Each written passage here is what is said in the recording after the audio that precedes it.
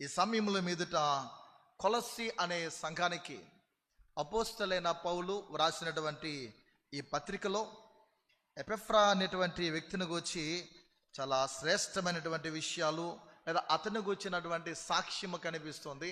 అతడు ఎలాంటి వాడై ఉన్నాడు, ఎదుటి వారి పట్ల ఎలాంటి కన్సర్న్ కలిగి ఉన్నాడు, ఆ తోటి తనలాంటి సేవకుల ఎడల మనుషుని ఎడల ఏ విధమైనటువంటి ఆత్మ సంబంధమైనటువంటి ఆ తీవ్రతను కలిగి ఉన్నాడో పౌలు అతను గూర్చి పరిచయం చేస్తూ కొన్ని విషయాలు మాట్లాడుతున్నాడు. ఎపెఫ్రా ఒక గొప్ప బోధకుడు మాత్రమే కాదు, లేదా గొప్ప సేవకుడు మాత్రమే కాదు, గొప్ప ప్రార్థన యోధుడు అని మనం ఈ 2 వచనాల ద్వారా 12, 13 వచనాల ద్వారా మనం గమనించాలి. పౌలు అనే ఈ భక్తుడు, అపోస్తలుడైన పౌలు అతని గురించి చెప్పిన సాక్ష్యం ద్వారా మనం గమనిస్తే ఒక ప్రభావవంతమైనటువంటి ప్రార్థన ఎపెఫ్రా అనే ఈ వ్యక్తి జీవితం ద్వారా మనం నేర్చుకోవచ్చు. అతని గురించి 2 వచనాలే కనిపిస్తుంది ఈ కొలస్సీలకు రాసిన ఈ పత్రికలో. కానీ ఈ 2 వచనాల్లో కనిపిస్తున్న ఈ మాటలు మనం గమనిస్తే అతని ప్రార్థన చాలా ప్రభావవంతమైనదిగా మనం నేర్చుకోవచ్చు. ఎందుకంటే ఇతని ప్రార్థన మనకు గొప్ప మాదిరి అని మనం చెప్పుకోవచ్చు. ప్రియ దైవజనమ, ఒక ప్రాముఖ్యమైన సందేశం ఎదుట ఉంచాలని ఆశపడుచున్నాను. సీక్రెట్స్ ఆఫ్ ఎపెఫ్రాస్ ప్రేయర్ అనేటువంటి విషయాన్ని, ఈ మాటను ఎదుట ఉంచాలని ఆశపడుచున్నాను.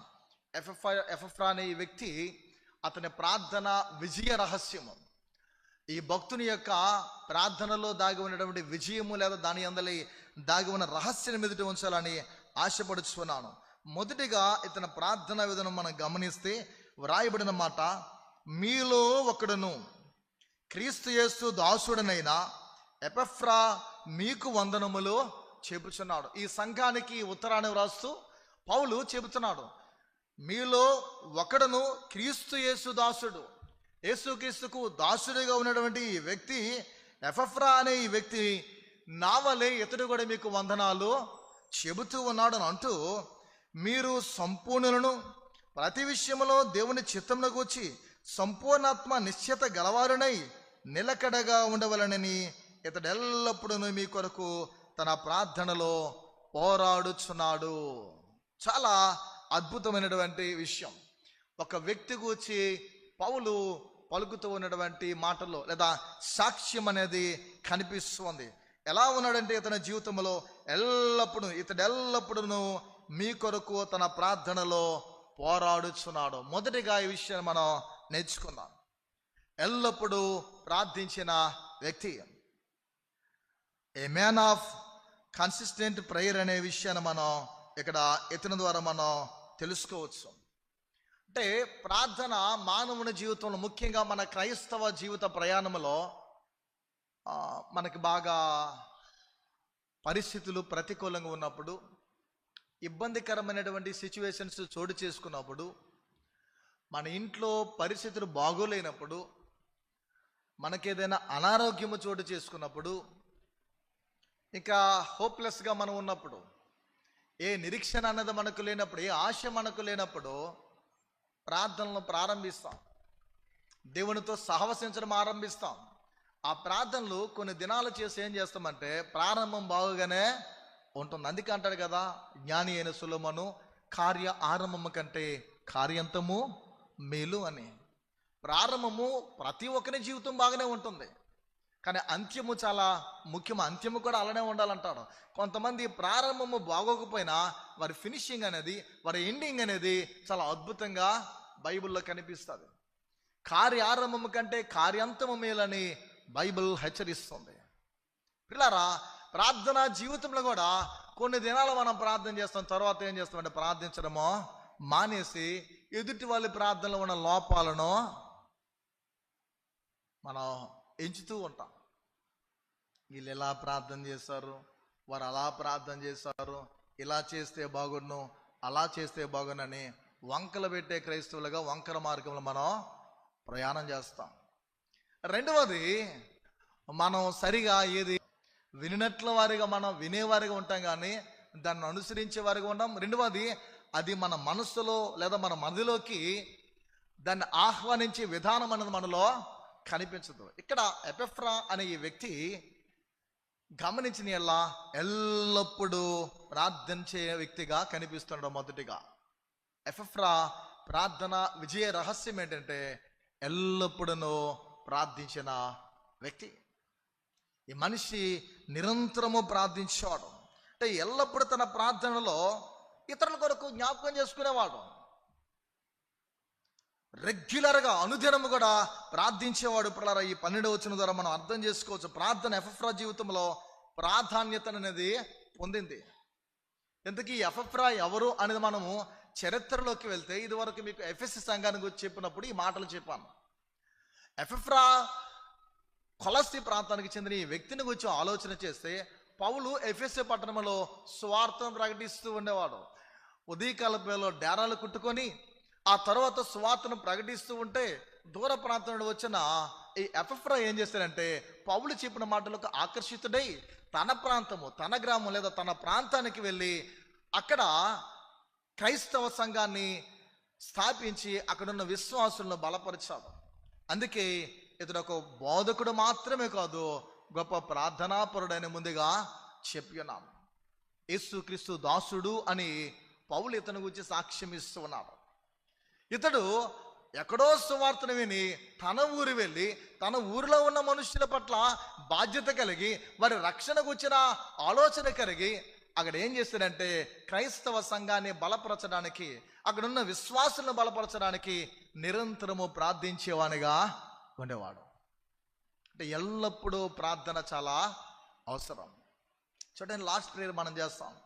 పరలోకమందున్న మా తండ్రి అని మనం ప్రారంభిస్తున్న ఆ ప్రార్థనలో చాలా కీలకమైనటువంటి కీస్ కనిపిస్తాయి. చాలా అద్భుతమైనటువంటి విషయాలు అందులో దాగి ఉంటాయి. అనుదినం మనం ప్రభుని ఎలా జ్ఞాపకం చేసుకోవాలో, అనుదినము ఇతరులు మనం ఎలా జ్ఞాపకం చేసుకోవాలో, ఇతరుల కొరకు ఎలా మనం ప్రార్థించాలో ఆ లార్డ్స్ ప్రేయర్లో మనకు కనిపిస్తుంది. ఇక్కడ కూడా ఎపెఫ్రా అనే ఈ వ్యక్తి తన కొరకు కేవలం ప్రార్థించుకోవట్లేదు, ఎల్లప్పుడూ ప్రార్థన చేస్తూ అనేకులను జ్ఞాపకం చేసుకునేవాడు.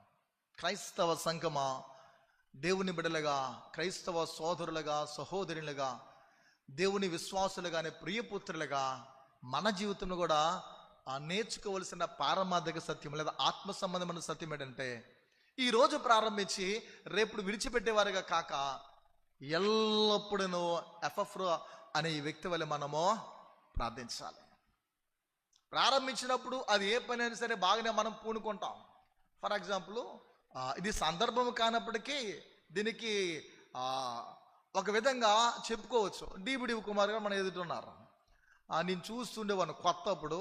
కొంతకాలం అయిన తర్వాత ఈ బెంచెస్ చేసేటప్పుడు కానీ ఇంకేదైనా సరే నేను అనుకునేవాడిని, ఈయనేంటి ఇలానే ఉండిపోతుంది, ఏ పని చేసినా సరే ఎవరికి అంత ఆలోచన లేదా, అంత ఈయనే చేసుకుంటూ అలా శ్రమపడి కష్టపడి ఇలా ఉంటున్నాడు అని అనుకుంటే ఆలోచన చేస్తే నాకు అనిపించింది, ఒక పని మనం పూనుకున్నప్పుడు లేదా మన జీవితంలో ఒక దాన్ని మనం నిర్ణయం తీసుకున్నప్పుడు అది తుదముట్టించేంత వరకు, అది ఫినిష్ అయ్యేంత వరకు ఏం చేయాలి, దాన్ని మనం చేయాలి. అందుకే విశ్రమింపుకు అని బైబిల్లో రాయబడుతుంది. ఇక్కడ ఎపెఫ్రా కూడా ఎలా ఉన్నాడంటే తన ప్రార్థన నిరంతరం, అంటే ఎల్లప్పుడూ ప్రార్థించేవాడుగా ఉన్నాడు. కుటుంబ ప్రార్థన కానీ, వ్యక్తిగతమైన ప్రార్థన కానీ, సంఘ ప్రార్థన కానీ, ఏదైనా సమాజముగా మనం కూడుకున్న ప్రార్థనగా మనం చేస్తున్నప్పుడు అది ఈ దినము ప్రారంభించి మనం విడిచిపెట్టేవారుగా కాక, కుటుంబ ప్రార్థనలు కూడా ఒకరుంటే ఒకరు లేరని మనం ఆపేవారుగా కాక, ఆ ప్రార్థన ఏం చేయాలి, ఎవరో ఉన్నారు లేరని కాకుండా నిరంతరం ఎల్లప్పుడు మనం ఇది ఆత్మీయ ఎదుగుదలకు సంబంధించింది. స్వలాభాలు అనేవి కనిపించవు, ఇతరుల కొరకునేటువంటి ప్రార్థన కనిపిస్తుంది. మనం చదివిన 2 వచనాల్లో ప్రాముఖ్యంగా ఎల్లప్పుడూ అంటే కన్సిస్టెంట్ అనేది చాలా అవసరం. జీవితంలో కొనసాగింపు అనేది చాలా అవసరం. అది ఆటలో కానీ, అది ఏ గేమ్ మనం తీసుకున్నా, ఆత్మీయ జీవితంలో కానీ నిలకడ అనేది చాలా అవసరం. నిలకడ అనేది లేకపోతే జీవితంలో శూన్యం అనేది చోటు చేసుకుంటాం, లేదా జీవితంలోకి, ఆత్మీయ జీవితంలోకి దుష్టుడు తనకు తానే ప్రవేశించడానికి ఆస్కారం అనేది కనిపిస్తుంది. అతను సందర్భానుసారంగా కాదు, నిరంతరము ప్రార్థించేవాడు. ఈరోజు ఈ సందర్భం వచ్చింది, ఈ పరిస్థితి వచ్చిందని ప్రార్థన చేయలేదు. సందర్భానుసారంగా కేవలం కాదు, నిరంతరం కూడా ప్రార్థించేవాడు. ప్రార్థన అతని ఆత్మీయ శ్వాసగా ఉండేది. ఎవరి వలన రక్షింపడ్డాడు? ఎపఫ్రా పౌలు ద్వారా సువార్త విన్నాడు. పౌలు ద్వారా సువార్త విన్న ఇతడు తన కుటుంబంతో సరిపెట్టుకోవాలనే ఆలోచన లేదు, అనేకుల కొరకు ప్రార్థించాలనే ఒక చింత, ఆలోచన కనిపిస్తుంది. అందుకే ఎల్లప్పుడూ అనే పదప్రయోగము అద్భుతంగా ఈ 12వ వచనం మనం గమనిస్తే వ్రాయబడుతూ ఉన్నట్లు దేవుని లేఖనాల్లో కనిపిస్తూ ఉంది. నిశ్చయత గలవారని, నిలకడగా ఉండవాలని ఇతడు ఎల్లప్పుడూ మీ కొరకు తన ప్రార్థనలో పోరాడుచూ ఉన్నాడు. అంటే మన జీవితంలో కూడా ప్రార్థన ఒక అలవాటు కాకుండా జీవన విధంగా మారాలి. చూడండి, కంచం ముందు మనం ఏం తిన్నా సరే కొంతమందికి ఏం చేస్తారంటే అది ఒక అలవాటుగా, హాబీ అయిపోద్ది. ఎలా అంటే చెయ్యలు పెట్టేసి ప్రార్థన చేయడం, లేదా ఒక ప్రయాణానికి మనం సిద్ధపడడం. అంటే అలవాటు చేసుకోవడం తప్పు కాదు. నేను అలవాటు అనే పదాన్ని ఇక్కడ అంటున్నా, కానీ దానిలో ఉండవలసిన శ్రేష్టమైన మాట ఏంటంటే పిల్లరా, జీవన విధంగా అది మారిపోవాలి. అంటే ఇది లేకుండా ఈ పని నేను చేయను. ఏ పనికి పూనుకున్నా, దేని కొరకు మనం సిద్ధపడినా ప్రార్థన అనేది చాలా అవసరం. ఫర్ ఎగ్జాంపుల్, రూరల్ ఏరియాలో ఏం చేస్తారంటే పల్లెటూరులు అంట, ఇటు పల్లెటూరు కాక టౌన్ కాక ఉన్నవారు కూడా ఎలా ఫాలో అవుతారంటే, చిన్న ఫంక్షన్ చేసుకున్నా, వాళ్ళ ఇంట్లో ఏ కార్యం చేసినా ముందు ఆ కాపర్ ఏం చేయాలంటే వాళ్ళ ఇంటి దగ్గరికి రావాలి. ఆ స్టవ్ వెలిగించినప్పుడు కానీ, పొయ్యి ముట్టించినప్పుడు కానీ, ఫర్ ఎగ్జాంపుల్ ఫిషర్మెన్స్ అయినా సరే వాళ్ళు ఒక చేపలు వల చేసుకున్నప్పుడు కానీ ఆయన వెళ్ళి కాపర్ దగ్గర ఏం చేయాలంటే పాస్టర్ గారు ఆ నూనె వేసి ప్రార్థన చేస్తే కానీ వాళ్ళు ఏం చేయరు. అలా జీవిత విధంగా మనది ప్రతిదీ కూడా అలవాటైపోవాలి. ప్రియ దేవుని బిడ్డలారా, ఇతని యొక్క జీవితం ఎలా ఉందంటే ఎల్లప్పుడూ ప్రార్థన చేసేవానిగా కనిపిస్తున్నాడు. మీ అందరి కొరకు, ఇతరుల కొరకు అతను ప్రార్థన చేసేవాడిగా ఉన్నాడనే మాట కనిపిస్తుంది. అందుకే ఇక్కడ మనం తెలుసుకోవాల్సింది, ఎపఫ్రా ద్వారా నీవు నేను ఎలా ప్రార్థన చేస్తున్నా. మన ఆత్మీయ జీవితంలో మనకు అవసరం వచ్చినప్పుడు ప్రార్థిస్తున్నామేమో, సందర్భానుసహితంగా ప్రార్థిస్తున్నామేమో, ఏదో 31st నైట్ ఒక తీర్మానం తీసుకుని ఆ రోజే మనం ఒక కమిట్మెంట్, ఒక నిర్ణయంతో ప్రార్థించే వారిగా ఉండిపోతున్నామేమో, ఆ తర్వాత త్యజించే వారికి, విడిచిపెట్టే వారికి మనం ఉండిపోతున్నామేమో.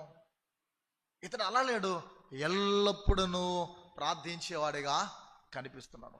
రెండవది గమనించిన ఉన్న సమయాన్ని బట్టి ముందుకు వెళ్దాం. పోరాటముతో ప్రార్థించిన వ్యక్తి పిల్లరా, పోరాటముతో ప్రార్థించిన వ్యక్తి మొదటిగా ఎల్లప్పుడూ ప్రార్థించేవానిగా కనిపిస్తున్నాడు.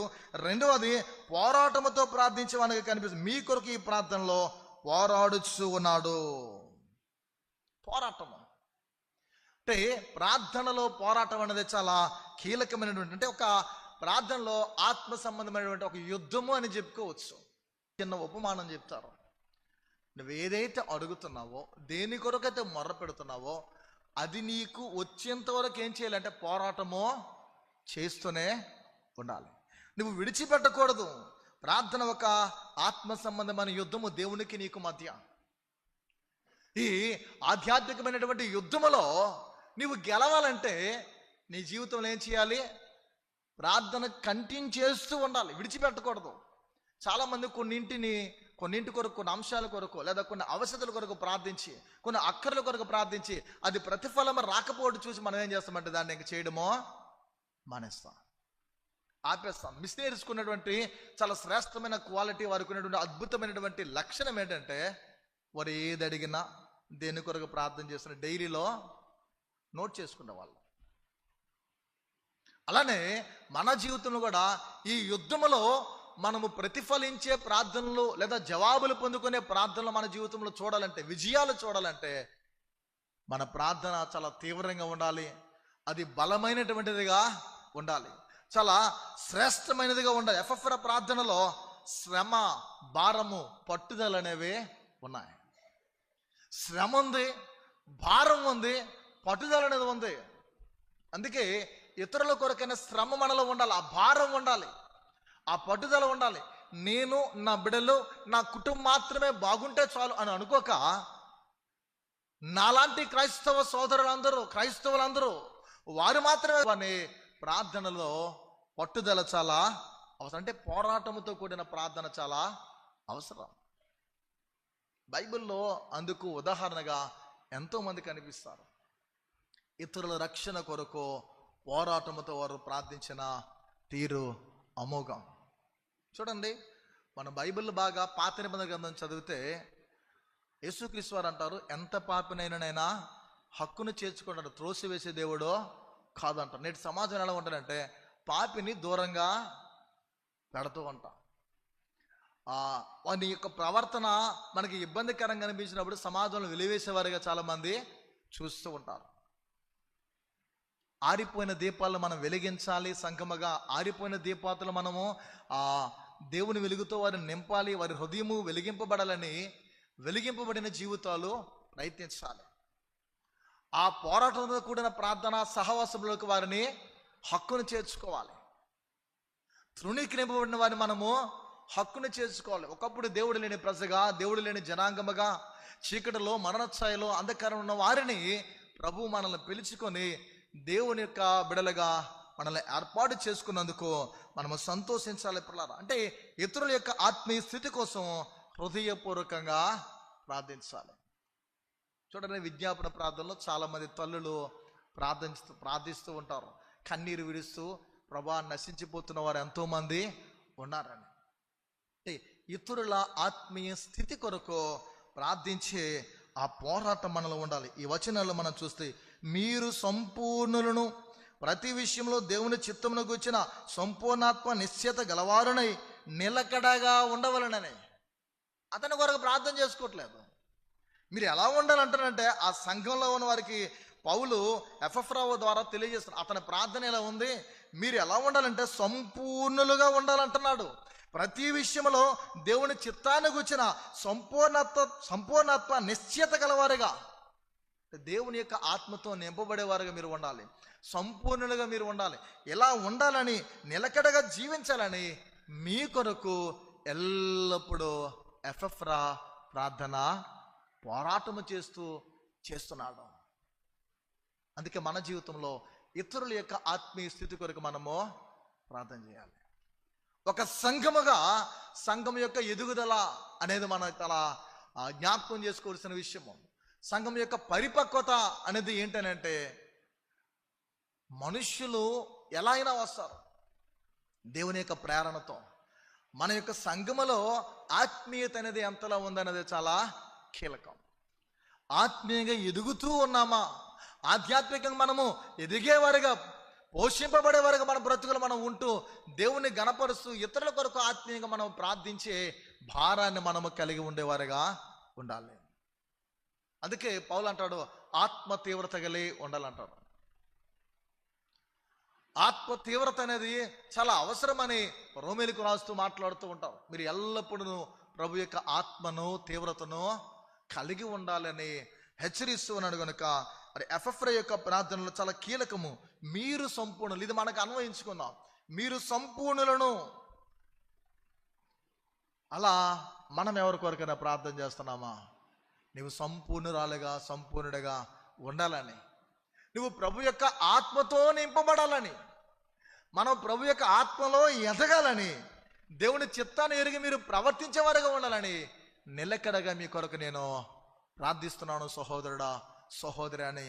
మనము ఎఫెఫ్రా వలె, అతడు బోధకుడు అవ్వచ్చు, సేవకుడు అవ్వచ్చు, క్రీస్తు ఖైదీగా లేదా క్రీస్తు యొక్క దాసుడిగా ఉండవచ్చు, ఖైదీ చేయబడినటువంటి పౌలు యొక్క సేవకుడిగా ఉండవచ్చు, అతని యొక్క ఆత్మ సంబంధమైన కుమారుడై ఉండవచ్చు. కానీ అతనిలో ఉన్న చాలా గుణ లక్షణము, శ్రేష్టమైన లక్షణం ఏంటంటే ఇతరుల కొరకు, వారి ఆత్మీయ జీవితం కొరకు ప్రార్థిస్తున్నాడు. మనము ఏ యొక్క సాధన చేసేవారుగా ఉంటే, ఇలా ఇతరుల కొరకు, వారి ఆత్మీయ స్థితి కొరకు ప్రార్థించేవారుగా ఉంటే తప్పకుండా నువ్వు ఇతరులను ప్రభు యొద్ద బలపరిచే గొప్ప యోధుడిగా, యోధురాలుగా ఉంటావు. దానివలన ఉన్నతమైనటువంటి భాగ్యమైన, ఉన్నతమైనటువంటి ఆ శ్రేష్టమైనటువంటి ప్రభు మన కొరకు సిద్ధపరిచిన స్థలాన్ని మనం పొందుకుంటాము అనే ఒక హామీ లేదా ధీమా అనేది మనకి ఉంటుంది. మనం చేస్తున్న ప్రార్థనలు కానీ, ఈ విజ్ఞాపనలు కానీ, ఈ ఉపవాసాలు కానీ, ఈ దీక్షలు కానీ, మన పాటలు కానీ, మన ప్రార్థనలు కానీ, లేదా మనం చేస్తున్న భక్తి కానీ, మనం ఇస్తున్న అర్పణలు కానుకలు కానీ, ఇతరులకు హెల్ప్ చేస్తున్న విధమ కానీ, దీని వెనుకున్నటువంటి ఒక ఆలోచన మనకుంది. ఏంటది? నేను పరలోకానికి వెళ్ళాలి, నా కుటుంబీకులు కూడా ప్రభు యొక్క స్థలంలో మేము ఆయనతో కూడా ఉండాలి, ఆయనతో మేము ఉండాలి అనే దానిలో మనం ఇమిడి ఉండాలి, ఆయన ఆరాధించేవారుగా ఉండాలంటే ఇతరుల ఆత్మీయ స్థితి కొరకు, నశించిపోతున్న వారి కొరకు మనం ఏం చేయాలి? పోరాటముతో మనము ప్రార్థింప బద్దులుగా ఉండాలి. అతడు ఎల్లప్పుడూ ప్రార్థిస్తున్నాడు. అంత మాత్రమే కాక అతని జీవితంలో నిరంతరము కూడా పోరాటముతో ప్రార్థించేవానిగా కనిపిస్తూ ఉన్నాడు. అంటే సమస్యలు వచ్చినప్పుడు విడిచిపెట్టకుండా దేవుని సన్నిధిలో పోరాడుతున్నాడు. చూడండి, సమస్యలు వచ్చినప్పుడు విడిచిపెడతాం. ఫర్ ఎగ్జాంపుల్, శిష్యులు దోణిలో ఉన్నారు లేదా పడవలో ఉన్నారు. యేసుక్రీస్తు వారు ఆయన లేని సందర్భంలో వారు ప్రాణభయంతో తలడెళ్తారు. ఆయన ఉన్నప్పుడు కూడా ఏం చేస్తారంటే, ప్రభువా నీకు చింత లేదా? మేము నశించిపోతున్నాం, మా పట్ల నీకు ఏ విధమైన కన్సర్న్ లేదా? మేము ఇలా అయిపోతాం, ప్రాణభయంతో తలడెళ్ళిపోతున్నామని వారు ప్రాణభయంతో యేసుక్రీస్తు మీద కేకలు వేస్తూ ఉంటారు. మేము నశించిపోతున్నామని. పరిస్థితులు మనకు ప్రతికూలంగా ఉన్నప్పుడు, పరిస్థితులు మారిపోయినప్పుడు, అంటే సమస్యలు వస్తున్నప్పుడు దేవుని సన్నిధినే పోరాడాలి. అందుకే వారిని అల్ప విశ్వాసులని శిష్యులను ఆయన సంబోధిస్తూ ఉంటారు. యేసుక్రీస్తు వారు మన కుటుంబ దోణులో లేదా నీ వ్యక్తిగతమైన దోణులో ఆయన ఉన్నప్పుడు సమస్యలు వస్తాయి, ఆయన లేనప్పుడు కూడా సమస్యలు వస్తాయి. యేసుక్రీస్తుతో నీవు ఉన్నా వస్తాయి, ఆయనతో లేకపోయినా వస్తాయి. ఆయన సన్నిధిలో ఉన్న సమస్యలు వస్తాయి, ఆయన సన్నిధిని విడిచి నువ్వు వెలుపట నీవు ఉన్నా సమస్యలు వస్తూనే ఉంటాయి. లోకంలో శ్రమల గుండా, హింసల గుండా, పోరాటాల గుండా జీవితాన్ని కొనసాగించాలని ఆయనే తెలియజేస్తున్నాడు. లోకంలో మీకు శ్రమకులను ఆయనను ధైర్యం తెచ్చుకోండి, ఎందుకంటే నేను లోకమును జయించి ఉన్నానని యేసుక్రీస్తు వారు యోహాను సువార్తలో నేరుగా మాట్లాడుతూ ఉంటారు. యోబుడు అన్నాడు 7వ అధ్యాయంలో, నరుల కాలం యుద్ధకాలం వంటిది కాదా, వాని దినములు కూనివాని వంటి దినములు కావా. మనం యుద్ధపు రంగం లేదా యుద్ధ పంక్తుల్లో ఉన్నటువంటి సైనికులు ఎలా ఉంటారో మన జీవిత కాలము అలాంటిదని పోలుస్తూ ఉంటాడు. అందుకే పోరాటముతో మనం ప్రార్థించాలి, ఎల్లప్పుడూ ప్రార్థించాలి. పోరాటముతో ప్రార్థించే వారికి ఎఫ్ఎఫ్రా వలె ఉండాలి. 3గా చూస్తే దేవుని చిత్తము నెరవేరాలని మనం ప్రార్థించాలి. ఇతడు దేవుని చిత్తము నెరవేర్చాలని, అది నెరవేర్పుగా ఉండాలని ప్రార్థించిన వ్యక్తిగా కనిపిస్తున్నాడు. చూడండి, ఒకానొక పట్టణం వెళ్ళి, యాకోబు రాసిన పత్రికలో రాయబడుతుంది, లాభము సంపాదించుకుందామని చెప్పుకున్న వారలారా రేపేమి సంభవించనో మీకు తెలియదు. ప్రభు చిత్తమైతే ఇది చేతము అది చేతమని ప్రత్యేకంగా 4వ అధ్యాయంలో 14వ వచనంలో రాయబడుతుంది. రేపేమి సంభవించను మీకు తెలియదు. నేడైనను రేపైనను ఒకానొక పట్టణం లేదా ఒకానొక ప్రాంతము, ఏదో ఒక ఊరెళ్ళి లాభాన్ని సంపాదించుకుందామని చెప్పుకుని వారలారా రేపేమి సంభవిస్తుందో మీరు ఎరుగురు కనుకని మాట్లాడుతూ మీ జీవం ఏర్పడదని హెచ్చరిస్తూ, ప్రభువు చిత్తమైతే మనము బ్రతికి ఉండి ఇది అది చేతమని అని అద్భుతంగా మాట్లాడుతున్నారు. మన ముందు ఫిక్స్ అయిపోవడం కాదు, మనం ఒక నిర్ణయాన్ని ముందు తీసుకోవడం కాదు. ప్రభువా నీ చిత్తమైతే ఇది చేయని ఆయన పాదాల ముందు, ఆయన ఎదుట మన ఉద్దేశాన్ని ఎరడానికి మనం ప్రయత్నించాలి. మనం ఒక కార్యానికి పూనుకొని మనం ముందు దాన్ని చేసేసి ఇది అవ్వలేదు ప్రభువా నేను అడిగా నువ్వు చేయలేదని ప్రభుపై నిందలు మోపేవారుగా ఉండక, మనం ఏం చేయాలంటే దేవుని చిత్తము నెరవేరాలని ప్రార్థించేవారుగా ఉండాలి. పిల్లరా, అదే కొలస్సీలకు రాసిన పత్రిక 4వ అధ్యాయం 12వ వచనంలో రాయబడిన మాట, దేవుని చిత్తం అంతటి యందు వారు ఉండాలని, ఆయన చిత్తాన్ని కొనసాగించేటట్లు వారు జీవించాలని, దేవుని చిత్తంను గురించి సంపూర్ణాత్మ నిశ్చిత గలవారని నిలకడగా ఉండవాలని ఇతడు ఎల్లప్పుడూ ప్రార్థన చేయుచున్నాడు. దేవుని చిత్తమే అతని ప్రార్థనకు కేంద్రం. మనందరి జీవితంలో కూడా ఎక్కడ యుద్ధం వచ్చినా, ఎక్కడ ప్రమాదము జరిగినా, మనకు వ్యాధి వచ్చినా, బాధ వచ్చినా, కష్టం చోటు చేసుకున్నా, ఇబ్బందికరమైన పరిస్థితి ఇంటిలో చోటు చేసుకున్నా, తగాదాలు వైరాలు ఎలాంటివి కుటుంబంలో చోటు చేసుకున్నా, ప్రభా ఇది నీ చిత్తం, ఇది నీవు పంపించావు, కానీ దీన్ని మార్చేవాడు కూడా నీవే. పరిస్థితులను మార్చగలవాడు పిల్లరా, పరిస్థితులను తారుమారు చేయగలవాడు ఆయన, సమస్యల నుండి విడిపించగలవాడు ఆయన. అందుకే ప్రతి ప్రార్థనలో చాలా కీలకమైన విషయము, చాలా ప్రాముఖ్యమైన విషయం ఏంటంటే నీ చిత్తమే నెరవేర్చు, నీ చిత్తమే సిద్ధించిన కాకనే యేసుక్రీస్తు వారే మాట్లాడారు ప్రార్థనలో. తండ్రితో సంభాషించున్నాడు, ప్రభా నీకు ఇష్టమైతే ఈ గిన్నె నా యొద్ద నుండి తీసే అని అంటున్నారు. నేను ఇది చేయలేనని ఇండైరెక్ట్గా చెప్తున్నారు ఆయన. ఆయన మౌనంగా ఉన్నాడు, తండ్రి సమాధానం ఏమీ ఇవ్వలేదు. వెంటనే నీకు తెలిసింది, ఈయనకి అనిపించింది ఏంటంటే నా ఇష్టం కాదు ప్రభు, నా తండ్రి నీ చిత్తమే సిద్ధించునుగాక, నీ చిత్తమే నెరవేరాలి, నీ చిత్తమే జరగాలి. మన ప్రార్థనలో కూడా చాలా ప్రాముఖ్యమైన కీలకమైన విషయం, నువ్వేది ప్రార్థన చేసినా ప్రభా నీ చిత్తము నెరవేరాలి, నీ చిత్తం మాత్రమే జరగాలని ఎఫెఫ్రా వలె ప్రార్థించాలి. మన జీవితంలో మన బిడ్డలను దేవుని చిత్తానికి అప్పగించాలి, మన కుమార్తెలను దేవుని చిత్తానికి అప్పగించాలి, మన కుమారుల దేవుని చిత్తానికి అప్పగించాలి, మన సంఘ పరిస్థితులను దేవుని చిత్తానికి అప్పగించాలి. మనల్ని మనమే వధువు సంఘంగా ప్రభుకు మనము అప్పగించుకునే వారికి ఉండాలి. నీ చిత్తం మా ఎడలా జరిగించయ్యా, నీ చిత్తం మాత్రమే నెరవేర్చబడాలి అని దేవునికి మనం ప్రార్థించేవారిగా ఉండాలి. దేవుని చిత్తం అనేది ప్రార్థనకి చాలా కేంద్రము. ఎందుకంటే భౌతిక ఆశీర్వాదాలన్నిటికంటే, భూ సంబంధమైనటువంటి ఆశీర్వాదాలన్నిటికంటే ఆత్మీయ అభివృద్ధిని కోరాలి. ఆత్మ సంబంధమైన అభివృద్ధిని ఇతడు కోరుతున్న అతని ప్రార్థనలో ఉన్న కీలకమైన విషయము పిల్లారా, ఆధ్యాత్మికమైనటువంటి ఆ ప్రయోజనం కొరకు, అభివృద్ధి కొరకు కోరుతున్నాడు. అందుకే ప్రియుడా నీ ఆత్మీయ జీవితం లేదా నీ ఆత్మలో వర్ధిల్లు అని యోహాను తన పత్రికలో రాస్తూ ఉంటాడు. ఆయన వచ్చి అంటే ఆత్మీయతలో లేదా ఆధ్యాత్మికమైన జీవితంలో మనం వర్ధిల్లితే ఇతరులు నిన్ను చూసి బహుగా సంతోషిస్తాడు. ఒక కుటుంబము దేవుని సంఘములో ఆత్మీయంగా వర్ధిల్లుతూ ఉంటే, ఒక కుమారుడు దేవునిలో బలంగా వర్ధిల్లుతూ ఉంటే ఆత్మీయంగా, ఒక కుమార్తె ప్రభులో బలంగా వర్ధిల్లుతో అభివృద్ధి చెందుతూ ఉంటే సంఘానికి చాలా ఆశీర్వాదకరము, సంఘానికి అది అలంకరణ, సంఘానికి అది చాలా శ్రేష్టము, కుటుంబానికి అది ఆత్మ సంబంధమైన ఆశీర్వాదంగా ఉంటుంది. భౌతిక ఆశీర్వాదాల కంటే ఆత్మ సంబంధమైన పురో అభివృద్ధి అనేది చాలా ప్రాముఖ్యం అనేది మన జీవితంలో ఎఫెఫ్రా ద్వారా గమనించాలి. ఎఫెఫ్రా భూ సంబంధమైన వనరుల కొరకు, భూ సంబంధమైన కోరికల కొరకు లేదా లోక సంబంధమైనటువంటి అభివృద్ధి కొరకు ప్రార్థించట్లేదు. మీరు ఆత్మీయంగా అభివృద్ధి చెందాలి. ఇలాంటి ప్రార్థన మనలో కూడా ఉండాలి. నా ఇంటి వారు ఆత్మీయంగా అభివృద్ధి చెందాలి. పేతురు తన పత్రికలు అంటారు కదా, మొదట ఇంటి వారితోనే ప్రారంభించబడుతుందని, వధ కూడా ఇంటితోనే ప్రారంభించబడుతుందని దేవుని లేఖనాల్లో ఇటు పాత లేదా క్రొత్త ఈ రెండు నిబంధనల్లో కనిపిస్తున్నటువంటి చాలా ప్రాముఖ్యం.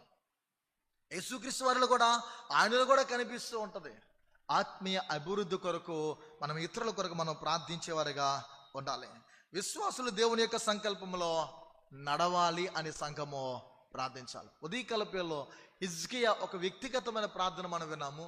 ఈ సమయంలో ఎఫెఫ్రా ప్రార్థన ద్వారా ఒక సంఘముగా మన ప్రార్థన ఎలా ఉండాలనంటే, ఇతరులు మనలాంటి మనుషులు, సంఘంలో ఉన్న విశ్వాసులు కానీ, సమాజంలో ఉన్న అనేకులు కానీ దేవుని సంకల్పానుసారంగా నడవాలి అని మనం ప్రార్థించాలి. నేను మాత్రమే కాదు తండ్రి, నేను మాత్రమే కాదు ప్రభు, మేమందరము నీ సంకల్పంలోనే నడవాలి, నీ చిత్తంలోనే మేము ఉండాలి, నీవేమనుకుంటున్నావో అది జరిగే విధంగా మేము నడవాలని ప్రార్థించాలి. ఎంత అద్భుతమైనటువంటి ఆ ప్రార్థన ఎఫెఫ్రాదో మనం గమనించాలి. కొలస్సీ అనే సంఘము చాలా అల్పమైనది, చాలా చిన్నది, కానీ ఆ సంఘానికి ఉన్నటువంటి ఆత్మీయ ఎదుగుదల గురించి మనం ఆలోచిస్తే ఇతని ప్రార్థనలో కీలకమైన ఈ 2 వచనంలోనే కనిపిస్తూ ఉంది. మీరు దేవుని చిత్తమును గూర్చి సంపూర్ణాత్మ నిశ్చయత గలవారునై, అంటే ఒక దృఢమైన విశ్వాసంలోకి మీరు పొందుకున్నటువంటి నమ్మికలో నిలకడగా ఉండవాలనని ఇతడు ఎల్లప్పుడూ, అంటే పౌలు అతని గురించి సాక్ష్యం ఇస్తున్నాడు. మీ కొరకు ఎంతలా ప్రార్థన చేస్తున్నాడు, సంఘంలో ఉన్నవారు అందరి కొరకు ప్రార్థన చేస్తున్నాడు, మిమ్మల్ని జ్ఞాపకం చేసుకుంటున్నాడు, మీ కొరకు పోరాడుతూ ఉన్నాడు ప్రార్థనలో అని సాక్ష్యం ఇస్తూ ఉన్నాడు. సంఘమా, ఒక బ్యాప్టిస్ట్ సంఘముగా, దేవుని బిడలగా, ఒక తల్లి సంఘముగా నీ కుటుంబం గూర్చి, నీ బిడల గూర్చి, నిన్ను గూర్చి ఇక్కడ పరిచయం చేసిన సేవకుల్లో, కాపురలో ఎవరైనా ఇలాంటి సాక్ష్యాన్ని చెప్పేవారుగా, ఇక్కడ దేవుని చేతులు వాడబడిన నాయకుల్లో, పరిచారకుల్లో ఎవరైనా నిన్ను గూర్చి ఇలాంటి సాక్ష్యాన్ని పౌలు వలె చెప్పేవారుగా ఉండాలని అంటే మనము కూడా ఇతరుల పట్ల ఇలాంటి ఆత్మ సంబంధమైన ఆలోచన కలిగి మనం ప్రార్థించాలి. ప్రభువా, మా ఇంట్లో ఇది లేదు, అది ఇచ్చేసి, మాకు ఇది కావాలి, అది ఇచ్చే, వాళ్ళని నశింపజేసే, వాళ్ళు ఎలా ఉన్నారు అలా ఉన్నారని ఎలాంటి ప్రార్థనలు కాకుండా, మనకు అవసరం వచ్చినప్పుడు దేవుని జ్ఞాపకం చేసుకుని ప్రార్థించేవారుగా కాక, నువ్వు నిరంతరము ఇతరుల కొరకు ప్రార్థన చేస్తే దేవుడు నీకు కావలసిన సమస్తమైన భౌతిక వనరులతో పాటు ఆత్మ సంబంధమైన ఆశీర్వాదాలు అనుగ్రహిస్తాడు. సొలొమోను రచించిన శ్రేష్టమైనటువంటి 127, 128 కీర్తనలు రెండు కూడా మన అందరికీ బాగా తెలుసు. ఒకటి హౌస్ గురించి లేదా ఇంటిని గురించి మాట్లాడుతాడు 127వ కీర్తనలో. 128వ కీర్తన హోమ్ గురించి, కుటుంబాన్ని గురించి మాట్లాడుతూ ఉంటాడు.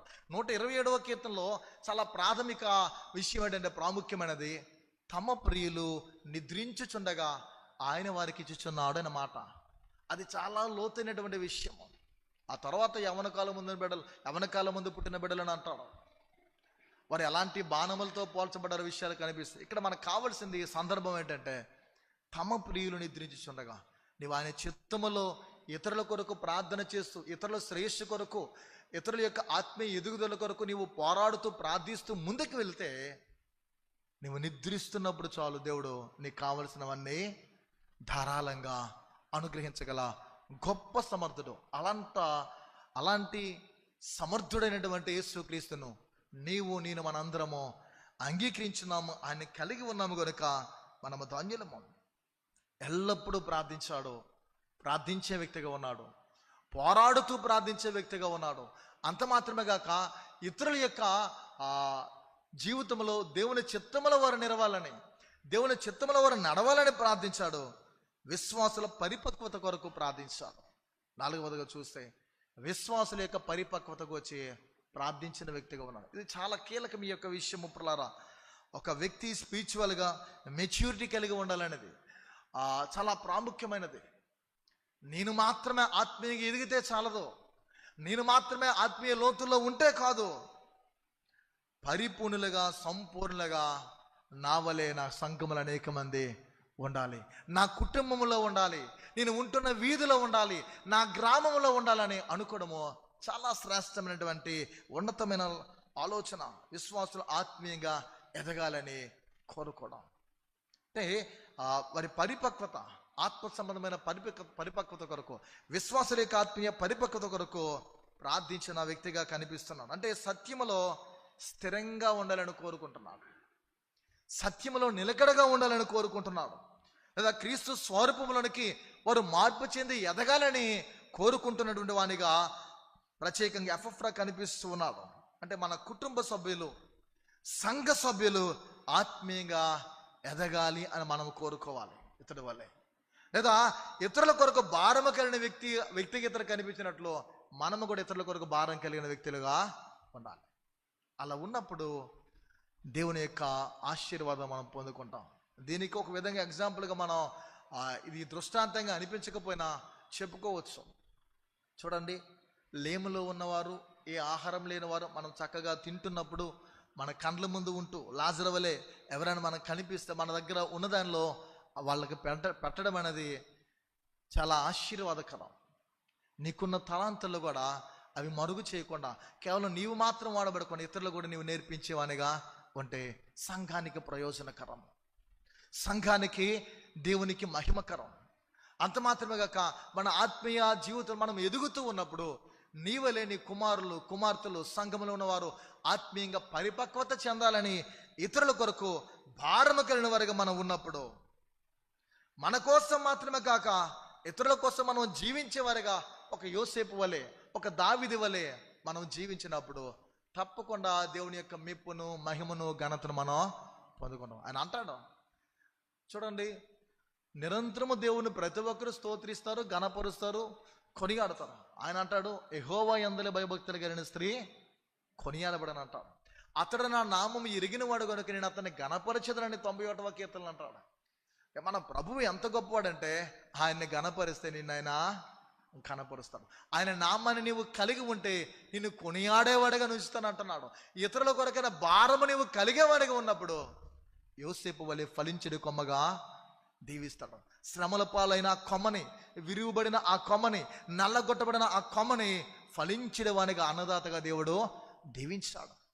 దావీదు ఇతరుల కొరకు, ఇతరుల శ్రేయస్సు కొరకు ఆశయాలు కలిగి ఉన్నాడు కనుక అతని ఆత్మీయ జీవితంలో బహుగా అతని యొక్క రాజ్యము స్థిరపరచబడింది.